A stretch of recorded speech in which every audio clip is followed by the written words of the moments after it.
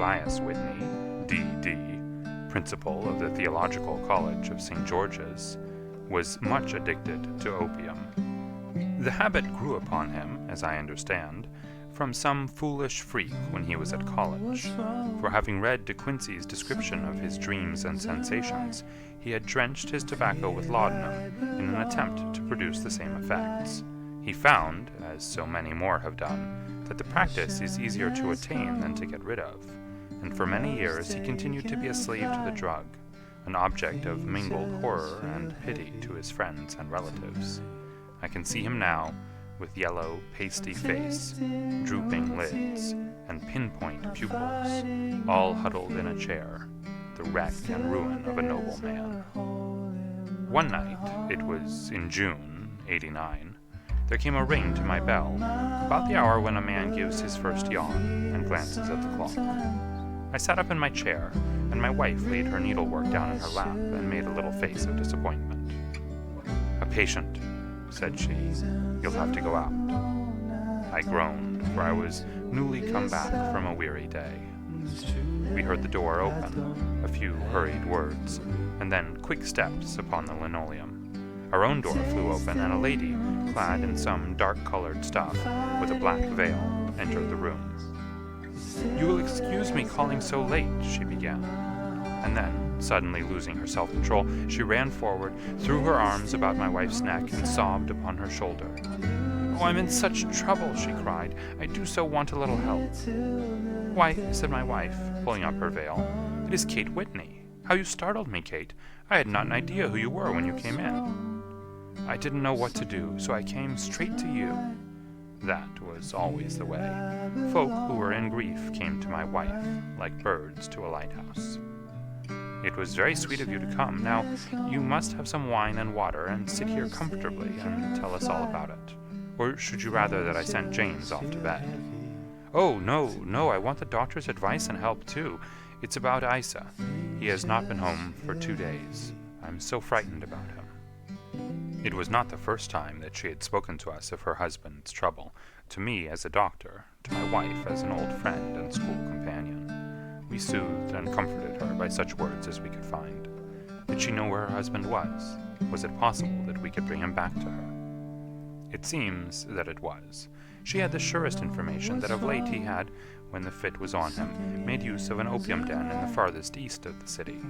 Hitherto his orgies had always been confined to one day, and he had come back, twitching and shattered, in the evening. But now the spell had been upon him 48 hours, and he lay there, doubtless among the dregs of the docks, breathing in the poison or sleeping off the effects. There he was to be found, she was sure of it, at the Bar of Gold, in Upper Swandam Lane. But what was she to do? How could she, a young and timid woman, make her way into such a place and pluck her husband out from among the ruffians who surrounded him?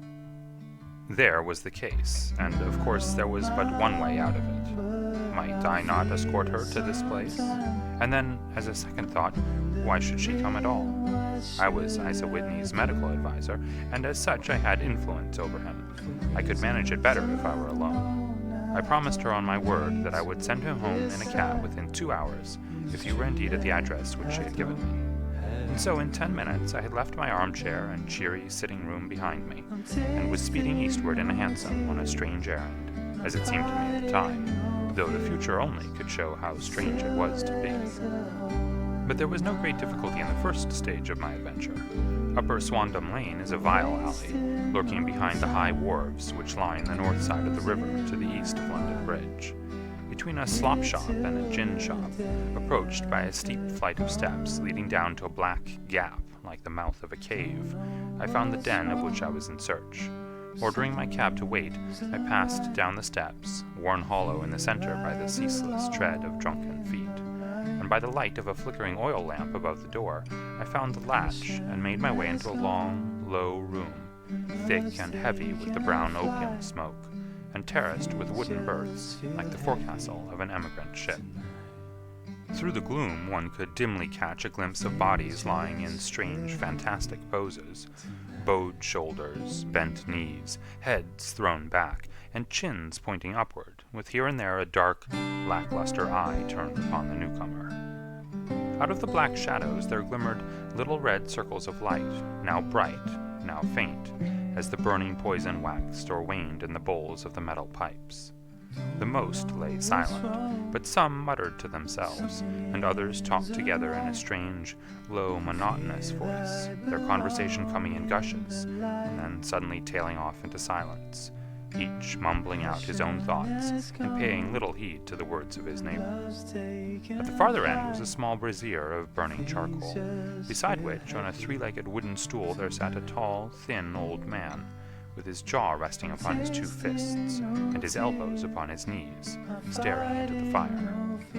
As I entered, a sallow Malay attendant had hurried up with a pipe for me and a supply of the drug, beckoning me to an empty berth. "Thank you, I have not come to stay," said I. "There is a friend of mine here, Mr. Isa Whitney, and I wish to speak with him." There was a movement and an exclamation from my right, and peering through the gloom I saw Whitney, pale, haggard, and unkempt, staring out at me. "My God, it's Watson," said he. He was in a pitiable state of reaction, with every nerve in a twitter. "I say, Watson, what o'clock is it?" "Nearly 11. "Of what day?" "Of Friday, June 19th. "Good heavens, I thought it was Wednesday." "It is Wednesday. What do you want to frighten a chap for?" He sank his face onto his arms and began to sob in a high treble key. "I tell you that it is Friday, man. Your wife has been waiting this 2 days for you. You should be ashamed of yourself." "So I am. But you've got mixed, Watson, for I've only been here a few hours. 3 pipes, 4 pipes, I forget how many. But I'll go home with you. I wouldn't frighten Kate, poor little Kate. Give me your hand. Have you a cab?" "Yes, I have one waiting." "Then I shall go in it. But I must owe something. Find what I owe, Watson. I am all off color. I can do nothing for myself." I walked down the narrow passage between the double row of sleepers, holding my breath to keep out the vile, stupefying fumes of the drug, and looking about for the manager. As I passed the tall man who sat by the brazier, I felt a sudden pluck at my skirt, and a low voice whispered, "Walk past me, and then look back at me." The words fell quite distinctly upon my ear. I glanced down. They could only have come from the old man at my side, and yet he sat now as absorbed as ever, very thin, very wrinkled, bent with age, an opium pipe dangling down from between his knees, as though it had dropped in sheer lassitude from his fingers. I took 2 steps forward and looked back. It took all my self-control to prevent me from breaking out into a cry of astonishment. He had turned his back so that none could see him but I. His form had filled out, his wrinkles were gone, the dull eyes had regained their fire, and there, sitting by the fire and grinning at my surprise, was none other than Sherlock Holmes. He made a slight motion to me to approach him, and instantly, as he turned his face half round to the company once more, subsided into a doddering, loose-lipped senility. "Holmes," I whispered, "what on earth are you doing in this den?" "As low as you can," he answered. "I have excellent ears. If you would have the great kindness to get rid of that sottish friend of yours, I should be exceedingly glad to have a little talk with you. I have a cab outside. Then pray send him home in it. You may safely trust him, for he appears to be too limp to get into any mischief. I should recommend you also to send a note by the cabman to your wife, to say that you have thrown in your lot with me. If you will wait outside, I shall be with you in 5 minutes." It was difficult to refuse any of Sherlock Holmes' requests, for they were always so exceedingly definite, and put forward with such a quiet air of mastery. I felt, however, that when Whitney was once confined in the cab, my mission was practically accomplished, and for the rest I could not wish anything better than to be associated with my friend in one of those singular adventures which were the normal condition of his existence. In a few minutes I had written my note, paid Whitney's bill, led him out to the cab, and seen him driven through the darkness. In a very short time a decrepit figure had emerged from the opium den, and I was walking down the street with Sherlock Holmes. For 2 streets he shuffled along with a bent back and an uncertain foot. Then, glancing quickly round, he straightened himself out and burst into a hearty fit of laughter. "I suppose, Watson," said he, "that you imagine that I have added opium smoking to cocaine injections, and all the other little weaknesses on which you have favored me with your medical views. I was certainly surprised to find you there, but not more so than I to find you. I came to find a friend. and I to find an enemy. An enemy? Yes, one of my natural enemies, or shall I say, my natural prey. Briefly, Watson, I'm in the midst of a very remarkable inquiry, and I have hoped to find a clue in the incoherent ramblings of these sots, as I have done before now. Had I been recognized in that den, my life would not have been worth an hour's purchase, for I have used it before now for my own purposes, and the rascally Lascar who runs it has sworn to have vengeance upon me. There is a trapdoor at the back of that building, near the corner of Paul's Wharf, which could tell some strange tales of what has passed through it upon the moonless nights. What? You do not mean bodies? Aye, bodies, Watson. We should be rich men if we had £1,000 for every poor devil who'd been done to death in that den. It is the vilest murder trap on the whole riverside, and I fear that Neville St. Clair has entered it, never to leave it more. But our trap should be here. He put his 2 forefingers between his teeth and whistled shrilly, a signal which was answered by a similar whistle from the distance, followed shortly by the rattle of wheels and the clink of horses' hoofs. Now, Watson, said Holmes, as a tall dog-cart dashed up through the gloom, throwing out 2 golden tunnels of yellow light from its side lanterns. You'll come with me, won't you? If I can be of use. Oh, a trusty comrade is always of use, and a chronicler still more so. My room at the Cedars is a double-bedded one. The Cedars? Yes, that is Mr. St. Clair's house. I am staying there while I conduct the inquiry. Where is it, then? Near Lee, in Kent. We have a 7-mile drive before us. But I am all in the dark. Of course you are. You'll know all about it presently. Jump up here. All right, John, we shall not need you. Here's half a crown. Look out for me tomorrow, about 11. Give her her head. So long, then. He flicked the horse with his whip, and we dashed away through the endless succession of somber and deserted streets, which widened gradually until we were flying across a broad balustraded bridge, with the murky river flowing sluggishly beneath us. Beyond lay another dull wilderness of bricks and mortar, its silence broken only by the heavy, regular footfall of the policeman, or the songs and shouts of some belated party of revelers. A dull wrack was drifting slowly across the sky, and a star or 2 twinkled dimly here and there through the rifts of the clouds. Holmes drove in silence, with his head sunk upon his breast, and the air of a man who is lost in thought, while I sat beside him, curious to learn what this new quest might be which seemed to tax his powers so sorely, and yet afraid to break in upon the current of his thoughts.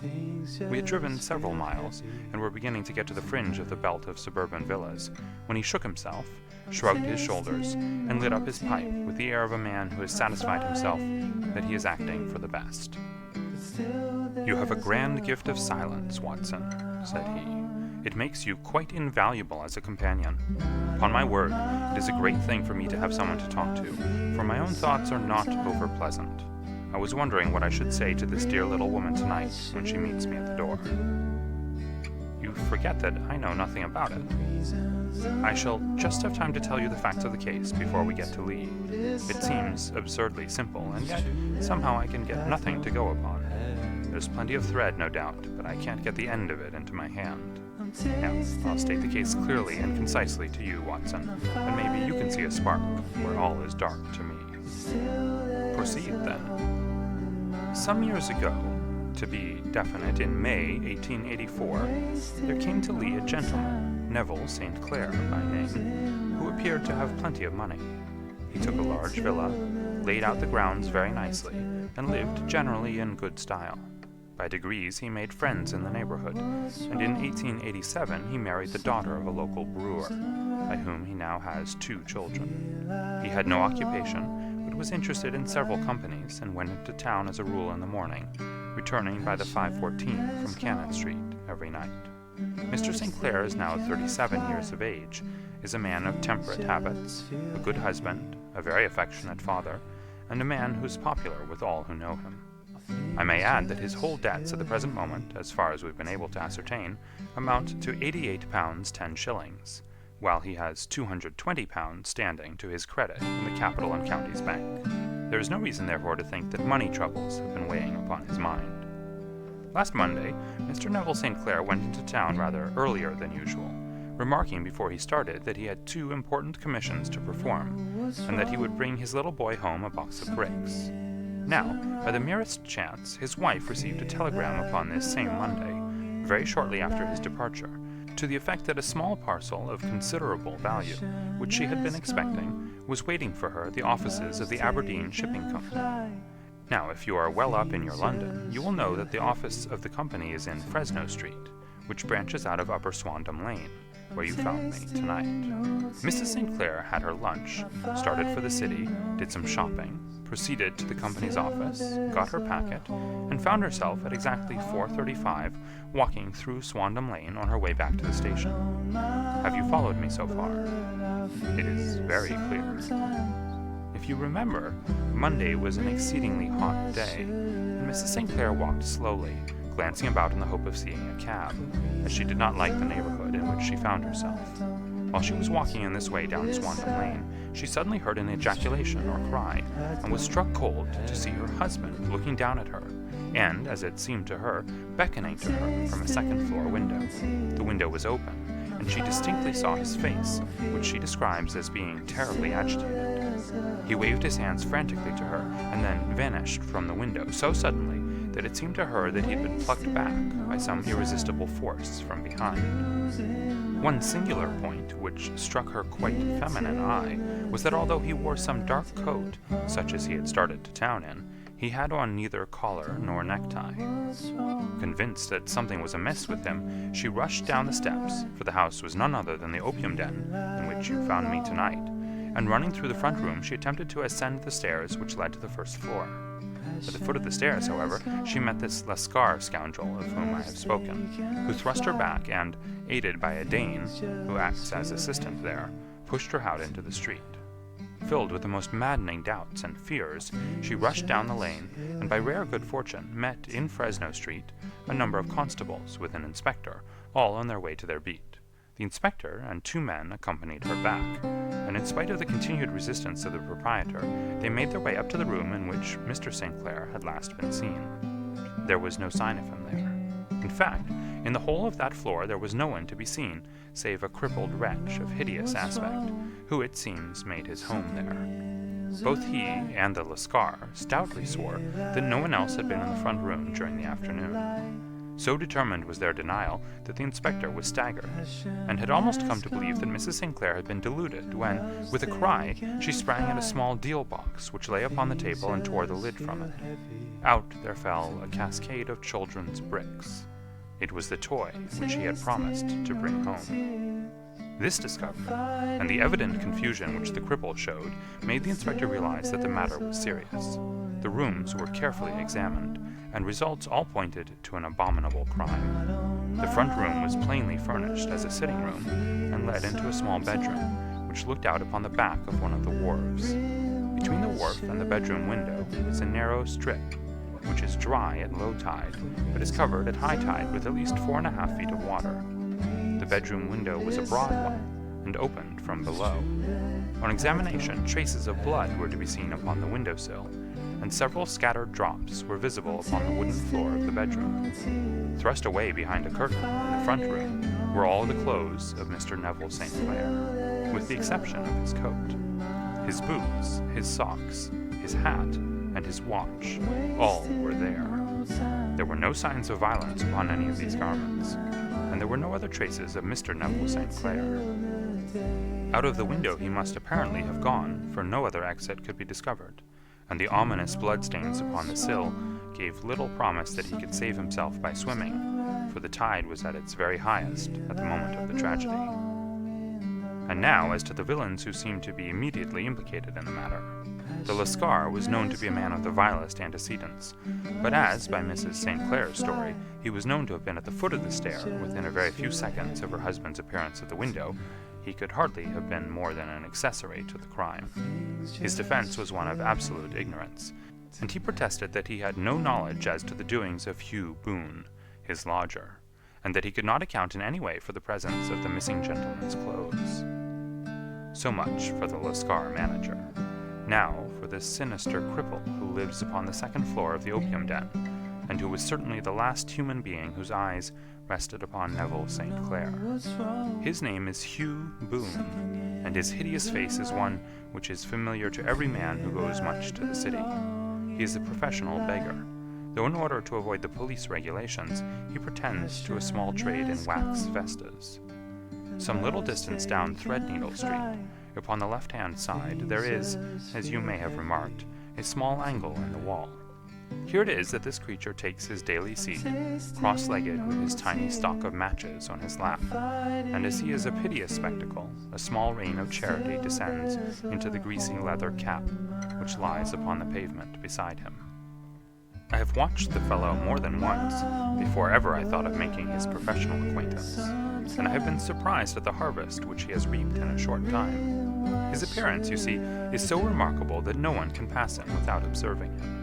A shock of orange hair, a pale face disfigured by a horrible scar, which by its contraction has turned up the outer edges of his upper lip, a bulldog chin, and a pair of very penetrating dark eyes, which present a singular contrast to the color of his hair, all mark him out from amid the common crowd of mendicants, and so too does his wit, for he is ever ready with a reply to any piece of chaff which may be thrown at him by the passers-by.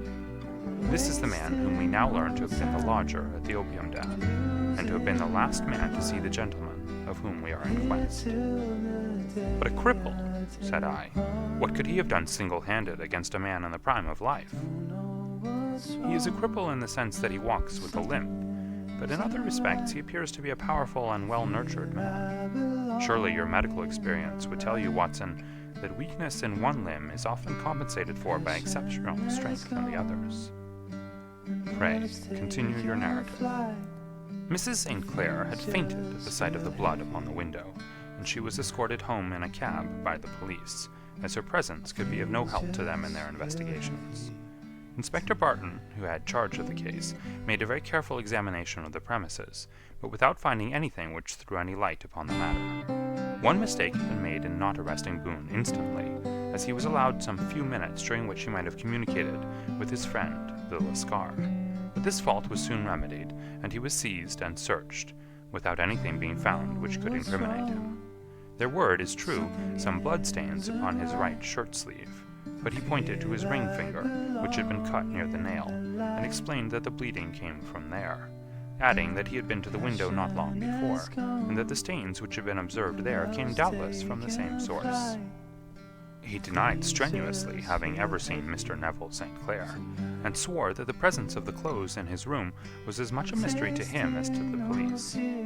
As to Mrs. St. Clair's assertion that she'd actually seen her husband at the window, he declared that she must have been either mad or dreaming. He was removed, loudly protesting, to the police station, while the inspector remained upon the premises in the hope that the ebbing tide might afford some fresh clue. And it did, though they hardly found upon the mudbank what they had feared to find.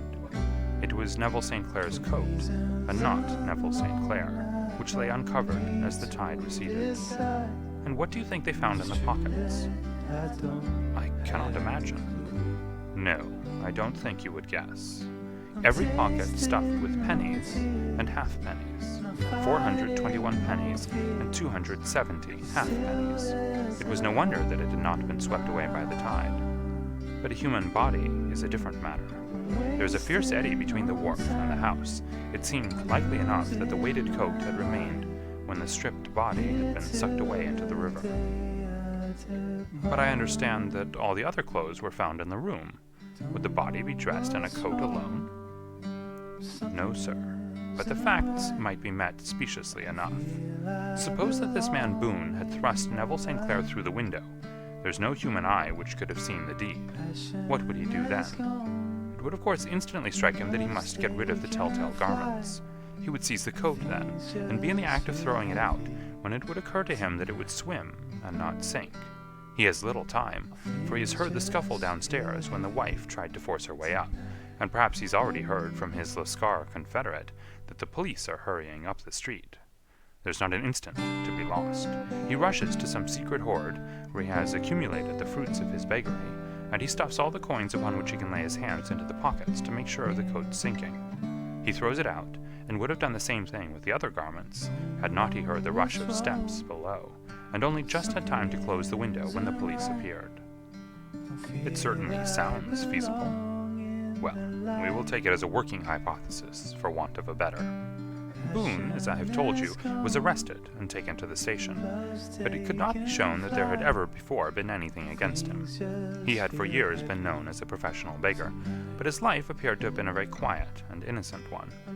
There the matter stands at present, and the questions which have to be solved: what Neville St. Clair was doing in the opium den, what happened to him when there, where is he now, and what Hugh Boone had to do with his disappearance, are all as far from a solution as ever. I confess that I cannot recall any case within my experience which looked at the first glance so simple, and yet which presented such difficulties. While Sherlock Holmes had been detailing this singular series of events, we had been whirling through the outskirts of the great town until the last straggling houses had been left behind, and we rattled along with a country hedge upon either side of us. Just as he finished, however, we drove through 2 scattered villages, where a few lights still glimmered in the windows. "We are on the outskirts of Lee," said my companion. "We have touched on 3 English counties in our short drive, starting in Middlesex, passing over an angle of Surrey, and ending in Kent. See that light among the trees? That is the Cedars, and beside that lamp sits a woman whose anxious ears have already, I have little doubt, caught the clink of our horses' feet." "But why are you not conducting the case from Baker Street?" I asked. "Because there are many inquiries which must be made out here. Mrs. St. Clair has most kindly put 2 rooms at my disposal, and you may rest assured that she will have nothing but a welcome from my friend and colleague. I hate to meet her, Watson, when I have no news of her husband. Here we are. Whoa there! Whoa!" We had pulled up in front of a large villa, which stood within its own grounds. A stable boy had run out to the horse's head, and springing down, I followed Holmes up the small, winding gravel drive which led to the house. As we approached, the door flew open, and a little blonde woman stood in the opening, clad in some sort of light mousseline de soie, with a touch of fluffy pink chiffon at her neck and wrists. She stood with her figure outlined against the flood of light, one hand upon the door, one half raised in her eagerness, her body slightly bent, her head and face protruded, with eager eyes and parted lips, a standing question. "Well?" she cried. "Well?" And then, seeing that there were 2 of us, she gave a cry of hope, which sank into a groan as she saw that my companion shook his head and shrugged his shoulders. "No good news?" "None." "No bad?" "No." "Thank God for that. But come in, you must be weary, for you have had a long day. This is my friend, Dr. Watson. He's been of most vital use to me in several of my cases, and a lucky chance has made it possible for me to bring him out and associate him with this investigation." "I am delighted to see you," said she, pressing my hand warmly. "You will, I am sure, forgive anything that may be wanting in our arrangements, when you consider the blow which has come so suddenly upon us." "My dear madam," said I am an old campaigner, and if I were not, I can very well see that no apology is needed. If I can be of any assistance, either to you or to my friend here, I shall be indeed happy." "Now, Mr. Sherlock Holmes," said the lady, as we entered a well-lit dining room, upon the table of which a cold supper had been laid out, "I should very much like to ask you 1 or 2 plain questions, to which I beg that you will give a plain answer." "Certainly, madam." "Do not trouble about my feelings. I am not hysterical, nor given to fainting. I simply wish to hear your real opinion." "Upon what point?" "In your heart of hearts, do you think that Neville is alive?" Sherlock Holmes seemed to be embarrassed by the question. "Frankly, now," she repeated, standing upon the rug and looking keenly down at him as he leaned back in a basket chair. "Frankly, then, madam, I do not." "You think that he is dead?" "I do." "Murdered?" "I don't say that. Perhaps." "And on what day did he meet his death?" "On Monday." "Then perhaps, Mr. Holmes, you will be good enough to explain how it is that I have received a letter from him today." Sherlock Holmes sprang out of his chair as if he'd been galvanized. "What?" he roared. "Yes, today." She stood smiling, holding up a little slip of paper in the air. "May I see it?" "Certainly." He snatched it from her in his eagerness, and smoothing it out upon the table, he drew over the lamp and examined it intently. I had left my chair and was gazing at it over his shoulder. The envelope was a very coarse one, and was stamped with the Gravesend postmark, and with the date of that very day, or rather of the day before, for it was considerably after midnight. "Coarse writing," murmured Holmes. "Surely this is not your husband's writing, madam?" "No, but the enclosure is. I perceive also that whoever addressed the envelope had to go and inquire as to the address." "How can you tell that?" "The name, you see, is in perfectly black ink, which has dried itself. The rest is of the grayish color, which shows that blotting paper has been used. If it had been written straight off and then blotted, none would be of a deep black shade. This man has written the name, and there has then been a pause before he wrote the address, which can only mean that he was not familiar with it. It is, of course, a trifle, but there is nothing so important as trifles. Let us now see the letter. Ha! There's been an enclosure here. Yes, there was a ring, his signet ring. And you are sure that this is your husband's hand?" "One of his hands." "One?" "His hand when he wrote hurriedly. It is very unlike his usual writing, and yet I know it well. Dearest, do not be frightened. All will come well. There is a huge error which it may take some little time to rectify. Wait in patience. Neville." Written in pencil upon the fly-leaf of a book, octavo size, no watermark. Posted today in Gravesend by a man with a dirty thumb. Ha! And the flap has been gummed, if I'm not very much in error, by a person who had been chewing tobacco. And you have no doubt that it is your husband's hand, madam?" "None. Neville wrote those words." "And they were posted today at Gravesend. Well, Mrs. St. Clair, the clouds lighten, though I should not venture to say that the danger is over." "But he must be alive, Mr. Holmes." "Unless this is a clever forgery to put us on the wrong scent. The ring, after all, proves nothing. It may have been taken from him." No, it is his very own writing." "Very well. It may, however, have been written on Monday and only posted today." "That is possible. If so, much may have happened between." "Oh, but you must not discourage me, Mr. Holmes. I know that all is well with him. There is so keen a sympathy between us that I should know if evil came upon him. On the very day that I saw him last, he cut himself in the bedroom, and yet I, in the dining room, rushed upstairs instantly with the utmost certainty that something had happened. Do you think that I would respond to such a trifle, and yet be ignorant of his death? I have seen too much not to know that the impression of a woman may be more valuable than the conclusion of an analytical reasoner. And in this letter, you certainly have a very strong piece of evidence to corroborate your view. But if your husband is alive and able to write letters, why should he remain away from you? I cannot imagine. It is unthinkable. And on Monday he made no remarks before leaving you?" "No." "And you were surprised to see him in Swandam Lane?" "Very much so." "Was the window open?" "Yes." "Then he might have called to you?" "He might." "He only, as I understand, gave an inarticulate cry?" "Yes." "A call for help, you thought?" "Yes." "He waved his hands." "But it might have been a cry of surprise. Astonishment at the unexpected sight of you might cause him to throw up his hands?" "It is possible." "And you thought he was pulled back?" "He disappeared so suddenly."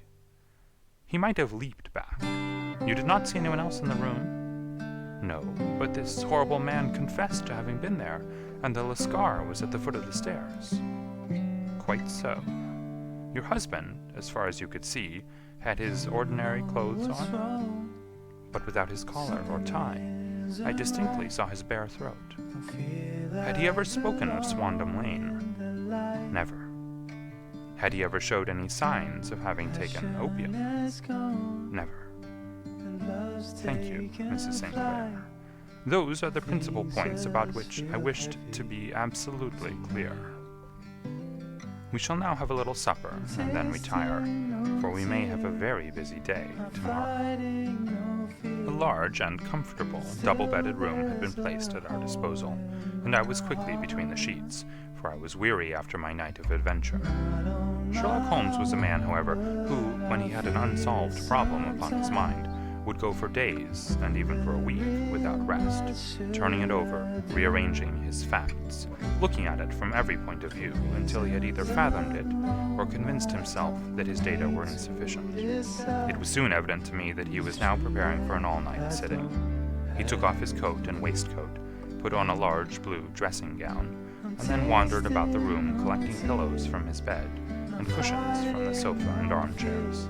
With these he constructed a sort of Eastern divan, upon which he perched himself, cross-legged, with an ounce of shag tobacco and a box of matches laid out in front of him. In the dim light of the lamp I saw him sitting there, an old briar pipe between his lips, his eyes fixed vacantly upon the corner of the ceiling, the blue smoke curling up from him, silent, motionless, with the light shining upon his strong-set, aquiline features. So he sat as I dropped off to sleep, and so he sat when a sudden ejaculation caused me to wake up, and I found the summer sun shining into the apartment. The pipe was still between his lips, the smoke still curled upward, and the room was full of a dense tobacco haze, but nothing remained of the heap of shag which I had seen upon the previous night. "Awake, Watson?" he asked. "Yes." "Game for a morning drive?" "Certainly." "Then dress. No one is stirring yet, but I know where the stable boy sleeps, and we shall soon have the trap out." He chuckled to himself as he spoke. His eyes twinkled, and he seemed a different man to the somber thinker of the previous night. As I dressed, I glanced at my watch. It was no wonder that no one was stirring. It was 25 minutes past 4. I'd hardly finished when Holmes returned with the news that the boy was putting in the horse. "I want to test a little theory of mine," said he, pulling on his boots. "I think, Watson, that you are now standing in the presence of one of the most absolute fools in Europe. I deserve to be kicked from here to Charing Cross, but I think I have the key of the affair now." "And where is it?" I asked, smiling. "In the bathroom," he answered. "Oh yes, I'm not joking," he continued, seeing my look of incredulity. "I have just been there, and I have taken it out, and I have got it in this Gladstone bag. Come on, my boy, and we shall see whether it will not fit the lock." We made our way downstairs as quietly as possible, and out into the bright morning sunshine. In the road stood our horse and trap, with the half-clad stable boy waiting at the head. We both sprang in, and away we dashed down the London road. A few country carts were stirring, bearing in vegetables to the metropolis, but the lines of villas on either side were as silent and lifeless as some city in a dream. "It has been in some points a singular case," said Holmes, flicking the horse on into a gallop.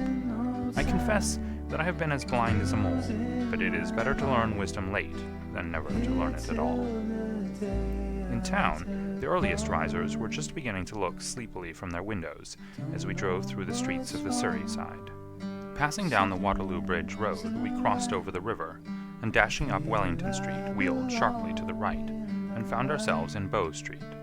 Sherlock Holmes was well known to the force, and the two constables at the door saluted him. One of them held the horse's head, while the other led us in. "Who's on duty?" asked Holmes. "Inspector Bradstreet, sir." "Ah, Bradstreet, how are you?" A tall, stout official had come down the stone-flagged passage, in a peaked cap and frogged jacket. "I wish to have a quiet word with you, Bradstreet." "Certainly, Mr. Holmes. Step into my room here." It was a small, office-like room, with a huge ledger upon the table, and a telephone projecting from the wall. The inspector sat down at his desk. "What can I do for you, Mr. Holmes?" "I called about that beggarman, Boone, the one who was charged with being concerned in the disappearance of Mr. Neville St. Clair, of Lee." Yes, he was brought up and remanded for further inquiries. So I heard. You have him here, in the cells. Is he quiet? Oh, he gives no trouble, but he's a dirty scoundrel. Dirty? Yes, it's all we can do to make him wash his hands, and his face is as black as a tinker's. Well, when once his case has been settled, he will have a regular prison bath, and I think if you saw him, you would agree with me that he needed it. I should like to see him very much. Would you? That's easily done. Come this way. You can leave your bag. No, I think that I'll take it. Very good. Come this way, if you please. He led us down a passage, opened a barred door, passed down a winding stair, and brought us to a whitewashed corridor with a line of doors on each side. The third on the right is his, said the inspector. Here it is. He quietly shot back a panel in the upper part of the door and glanced through. He's asleep, said he. You can see him very well. We both put our eyes to the grating. The prisoner lay with his face towards us, in a very deep sleep, breathing slowly and heavily.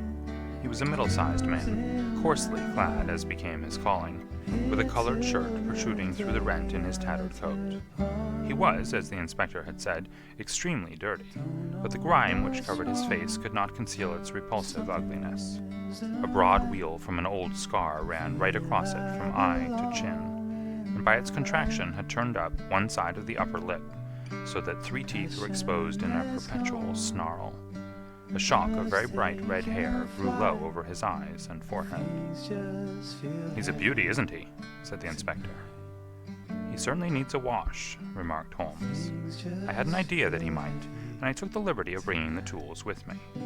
He opened the Gladstone bag as he spoke, and took out, to my astonishment, a very large bath sponge. You're a funny one, chuckled the inspector. Now, if you will have the great goodness to open that door very quietly, we will soon make him cut a much more respectable figure. Well, I don't know why not, said the inspector. He doesn't look a credit to the Bow Street cells, does he? He slipped his key into the lock, and we all very quietly entered the cell. The sleeper half turned, and then settled down once more into a deep slumber. Holmes stooped to the water jug, moistened his sponge, and then rubbed it twice vigorously across and down the prisoner's face. Let me introduce you, he shouted, to Mr. Neville St. Clair of Lee, in the county of Kent. Never in my life have I seen such a sight. The man's face peeled off under the sponge like the bark from a tree. Gone was the coarse brown tint. Gone, too, was the horrid scar which had seamed it across, and the twisted lip which had given the repulsive sneer to the face. A twitch brought away the tangled red hair, and there, sitting up in his bed, was a pale, sad-faced, refined-looking man, black-haired and smooth-skinned, rubbing his eyes and staring about him with sleepy bewilderment. Then, suddenly realizing the exposure, he broke into a scream and threw himself down with his face to the pillow. Great heavens! Cried the inspector. It is, indeed, the missing man. I know him from the photograph. The prisoner turned with the reckless air of a man who abandons himself to his destiny. Be it so, said he. And pray, what am I charged with? With making away with Mr. Neville St. Oh, come, you can't be charged with that unless they make a case of attempted suicide of it, said the inspector with a grin. Well, I've been 27 years in the force, but this really takes the cake.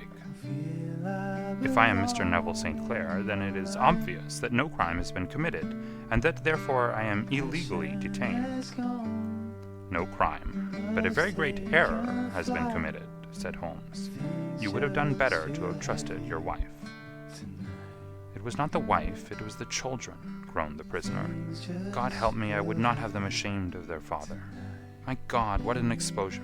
What can I do? Sherlock Holmes sat down beside him on the couch and patted him kindly on the shoulder. If you leave it to a court of law to clear the matter up, said he, of course you can hardly avoid publicity. On the other hand, if you convince the police authorities that there is no possible case against you, I do not know that there is any reason that the details should find their way into the papers. Inspector Bradstreet would, I am sure, make notes upon anything which you might tell us, and submit it to the proper authorities. the case would then never go into court at all. "God bless you," cried the prisoner passionately. "I would have endured imprisonment, aye, even execution, rather than have left my miserable secret as a family blot to my children. You are the first who have ever heard my story. My father was a schoolmaster in Chesterfield, where I received an excellent education.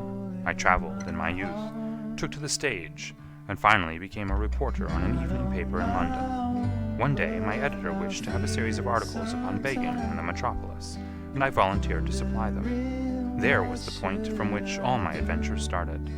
It was only by trying begging as an amateur that I could get the facts upon which to base my articles. When an actor, I had, of course, learned all the secrets of making up, and had been famous in the green room for my skill. I took advantage now of my attainments.